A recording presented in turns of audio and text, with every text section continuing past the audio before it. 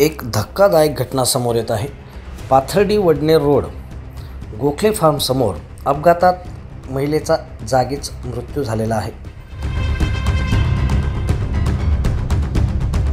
सविस्तर वृत्त असे, पाथर्डी वडनेर रोड गोखले फार्म समोर टू व्हीलर MH15 ED 7217 नाव गौसिया मुजाहिद शहा, वय वर्ष 30, राहणार N9 C तुळजाभवानी रोड नवीन सिडको ह्या आपल्या गाडीवर वडनेर गेटकडे जात असताना मागून भरधाव वेगात आलेल्या हायवा ट्रकने त्यांना मागून धक्का दिला।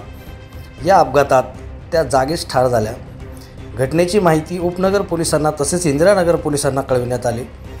इंदिरानगर पोलीस घटनास्थळी दाखल होत पुढील कारवाई करीत आहेत। यावेळी असंख्य नागरिकांची मोठी गर्दी जमा झाली होती।